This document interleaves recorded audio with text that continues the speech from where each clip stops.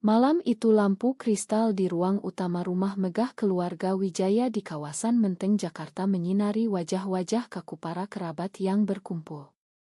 Pengacara tua Pak Hadi berdiri di depan meja kayu jati, suaranya tegas membacakan isi wasiat almarhum Bapak Wijaya.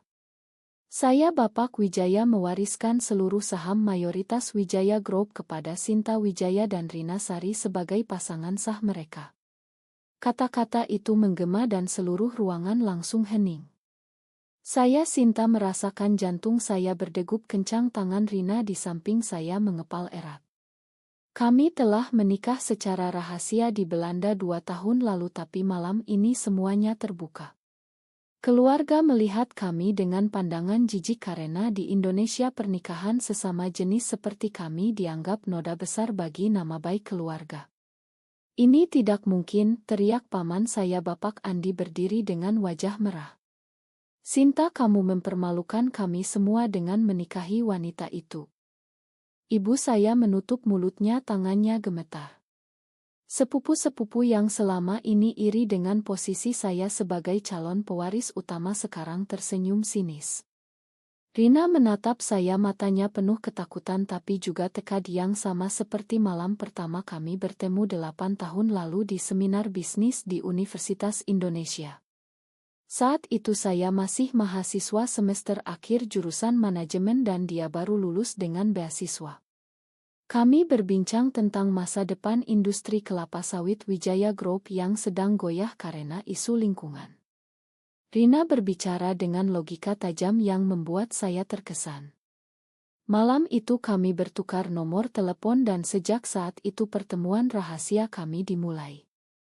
Saya ingat bagaimana ayah saya selalu menekankan bahwa pemimpin Wijaya Group harus menikah dengan orang yang tepat untuk memperkuat aliansi politik. Tapi Rina bukan dari keluarga kaya. Dia anak tunggal dari gurus di kampung kecil Jawa Tengah. Kami harus menyembunyikan semuanya. Setiap malam di apartemen kecil saya di Sudirman kami berpelukan sambil merencanakan masa depan. Saya ingin memimpin perusahaan dengan cara baru, membawa teknologi ramah lingkungan dan membuka pasar Eropa. Rina selalu mendukung tapi dia juga punya ambisi sendiri, ingin naik jabatan tanpa belas kasihan. Malam pengumuman warisan ini seharusnya menjadi puncak ambisi saya tapi sekarang menjadi bencana. Pak Hadi melanjutkan bacaan wasiat dengan suara tenang seolah tidak ada yang terjadi.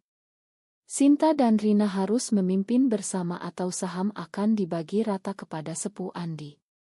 Kata-kata itu seperti pisau yang menusuk dada saya. Saya tahu ini adalah jebakan ayah. Beliau mungkin sudah tahu tentang kami tapi memilih cara ini untuk menguji kesetiaan keluarga. Rina meremas tangan saya lebih erat, bisikannya hampir tak terdengar, kita harus bertahan Sinta, ini baru permulaan. Di luar ruangan media sudah berkumpul karena rumor warisan sudah bocor. Saya melihat wajah sepupu saya Budi yang selama ini berusaha merebut jabatan direktur operasional dengan cara kotor.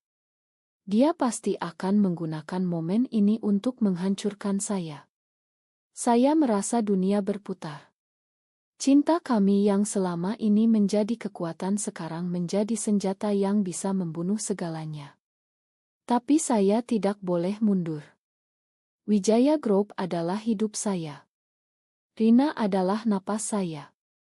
Malam itu dimulai dengan cara yang tidak pernah saya bayangkan. Keesokan paginya berita sudah menyebar di seluruh media online. Judul-judul sensasional seperti pewaris Wijaya Group menikah sesama jenis memenuhi layar ponsel saya. Rina duduk di sebelah saya di meja makan apartemen kami yang sekarang terasa lebih sempit.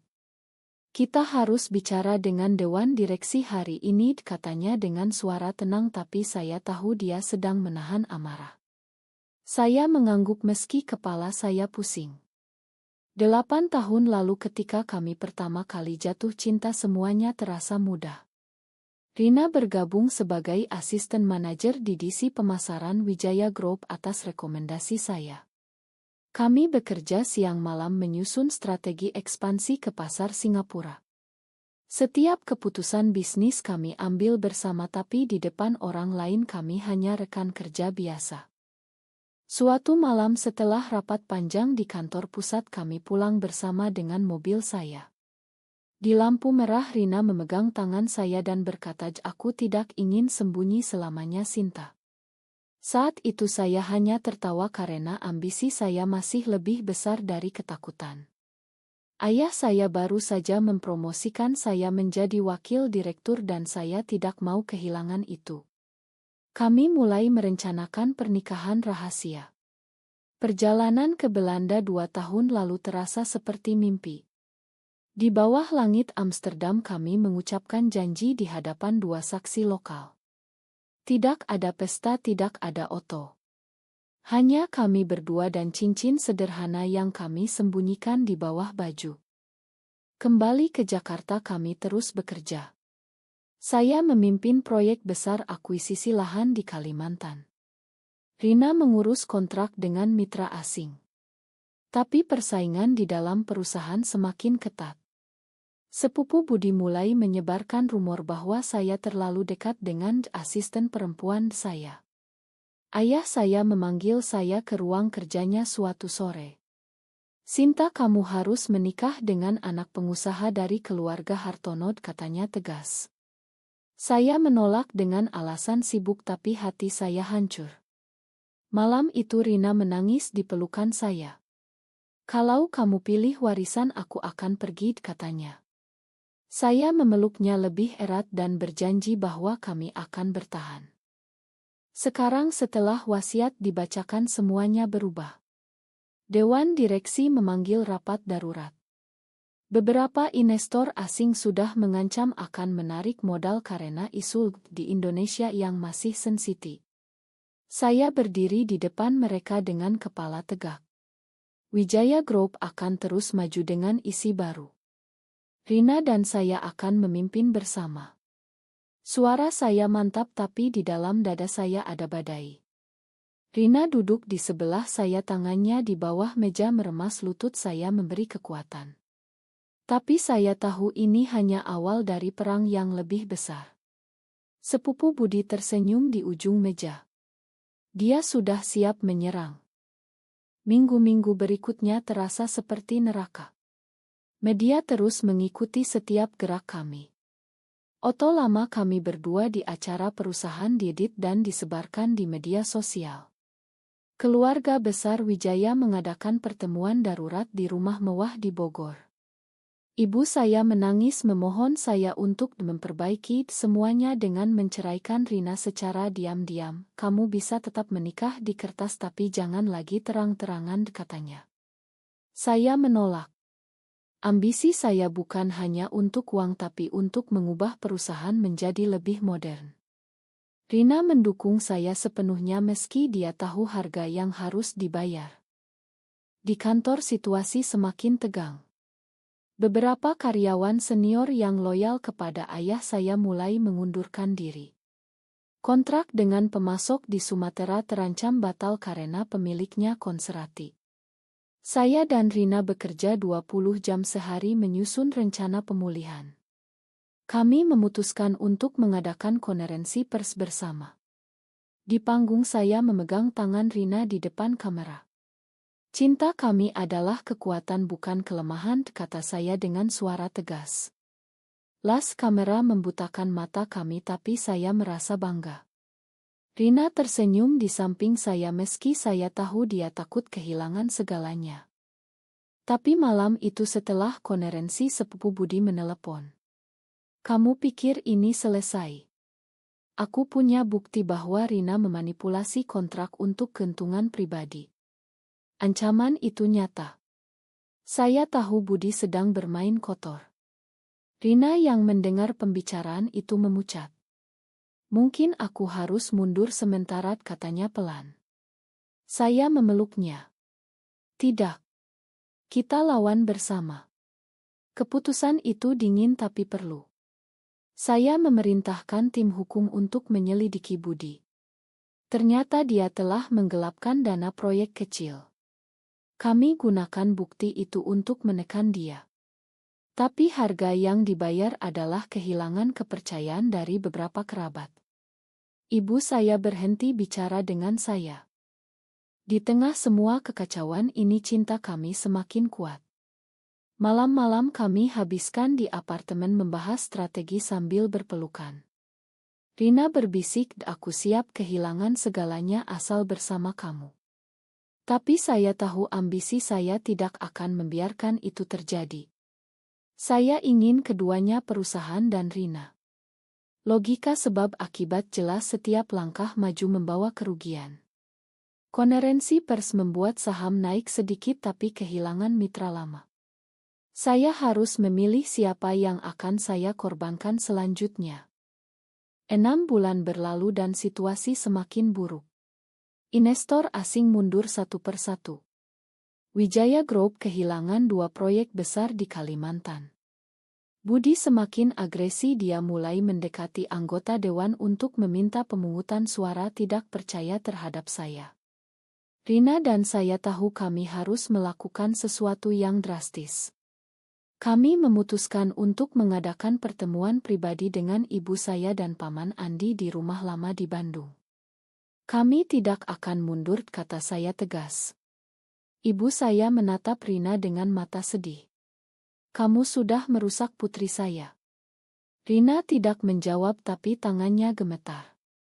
Malam itu setelah pertemuan kami pulang dalam diam di mobil. Rina berkata, "Mungkin ayah kamu sengaja menulis wasiat seperti itu untuk memaksa kita keluar." Saya menggeleng. Ayah saya memang keras tapi dia mencintai perusahaan. Dia pernah bilang kepada saya bahwa pemimpin sejati harus siap kehilangan segalanya demi isi. Sekarang saya mengerti. Saya mulai membuat keputusan dingin. Saya memecat 2 direktur senior yang mendukung Budi meski mereka sudah bekerja puluhan tahun. Rina tidak setuju tapi dia mengerti. Ini untuk kita, katanya. Persaingan semakin sengit. Budi mengajukan gugatan ke pengadilan bisnis mengklaim bahwa pernikahan kami ilegal dan wasiat tidak sah. Media semakin gila. Kami harus tinggal di hotel karena apartemen kami terus didatangi wartawan. Di kamar hotel itu Rina menangis untuk pertama kalinya setelah lama. "Aku lelah Sinta tapi aku cinta kamu." Saya memeluknya dan berjanji bahwa kami akan menang. Tapi dalam hati saya mulai ragu. Ambisi saya untuk menyelamatkan perusahaan mulai menggerogoti cinta kami. Saya mulai menghabiskan lebih banyak waktu di kantor sendirian. Rina merasakannya. "Kamu berubah," katanya suatu malam. Saya tidak bisa menyangkal. Setiap keputusan untuk mempertahankan kekuasaan membuat saya semakin jauh dari dirinya. Pengadilan akhirnya memutuskan mendukung kami tapi kerusakan sudah terjadi. Saham Wijaya Group anjlok 20%. Beberapa mitra penting membatalkan kontrak karena tekanan sosial. Saya dan Rina duduk di ruang rapat kosong memandang graik penurunan. "Kita harus jual sebagian aset," kata Rina pelan. Saya menolak. "Tidak. Kita lawan sampai akhir." Keputusan itu dingin. Saya memerintahkan tim untuk melakukan pekmasal di DC yang tidak menguntungkan. Rina menentang keras. "Kamu menghancurkan orang-orang yang sudah setia." Itu adalah pertengkaran pertama kami yang benar-benar serius. Malam itu Rina tidur di sofa. Saya terjaga memikirkan pilihan.